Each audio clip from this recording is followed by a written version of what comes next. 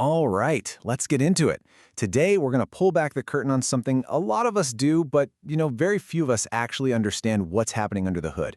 We're talking about the anatomy of a secure Bitcoin transaction. So, you know that moment when you're about to send some crypto?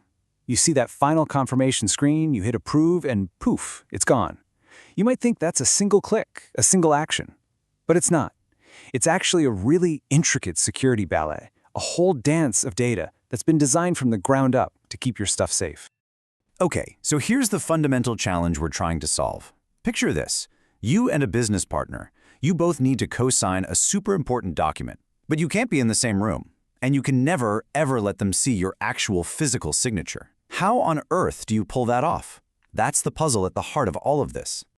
So the goal here, it's actually pretty simple on the surface. We need to get two signatures onto one single digital document, our transaction. The first signature comes from your device, your phone or computer, which we'll call the client. And the second one comes from a partner service, which we'll call the server. Both have to sign off or the whole thing is a no-go. All right, let's get into the nitty-gritty. First up, preparation. Before your device, the client, even thinks about talking to the server, it has to do a bunch of homework. And all of this happens securely right there on your own device. So this homework has three main parts. First, it double-checks the basics, Is the address you're sending to correct? Is the amount right? Second, it pings the network to make sure it has your latest up-to-the-second balance.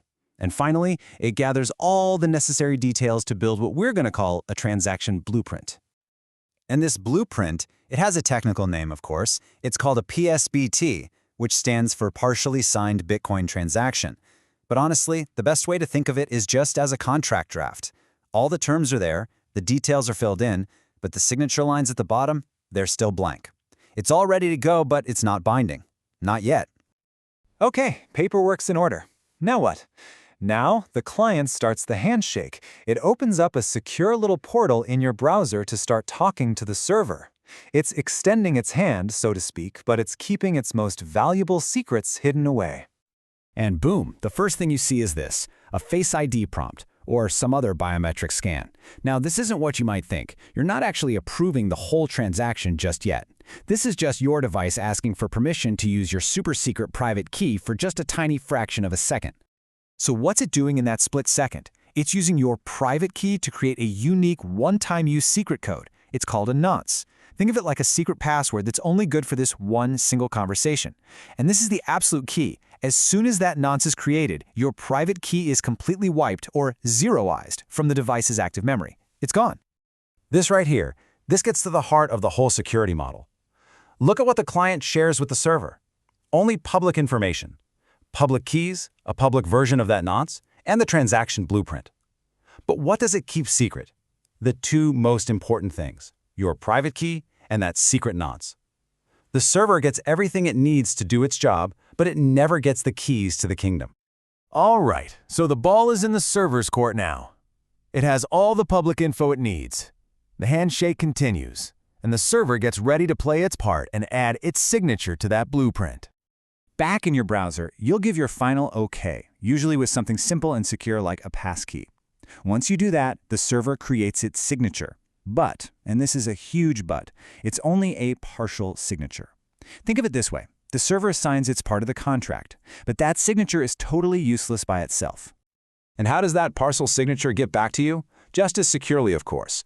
The server doesn't just email it over. It encrypts it, wraps it up, and sends it back through something called a secure deep link that reopens the app on your device. The server does its part and sends its piece of the puzzle back, all without ever seeing the whole picture. We are in the home stretch now. The server's encrypted partial signature is back on your device. So now it's time for your app, the client, to take over again, finalize this whole agreement, and get it ready to send out to the world. And what do you know? There it is again, the second security check. So why another one? Well, to create the final, complete signature, your device needs to access that private key one last time. This is your final, are you absolutely sure moment before this thing goes live on the network forever. Okay, with that final nod from you, this is where the cryptographic magic really happens. Your device uses your private key to create its own partial signature. Then it takes its piece and the server's piece and cryptographically combines them.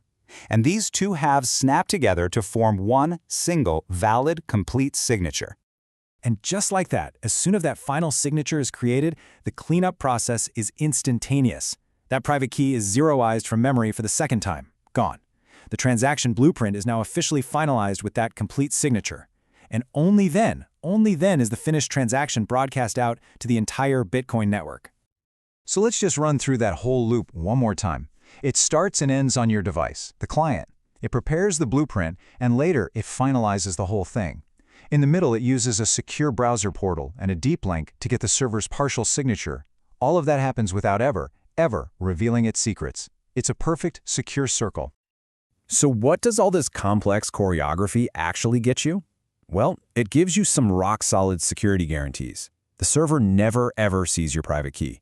That key only exists in active memory for milliseconds before it's erased. All the communication is sandboxed safely inside a browser, and you have to give 2 separate approvals for the most sensitive steps. It's all about security in layers. You know, when you really zoom out, this is so much bigger than just one Bitcoin transaction. What we're looking at here is a blueprint for 2 parties to work together to create something provably secure without ever having to fully trust each other. And it just makes you wonder, what else could we build with an idea that powerful?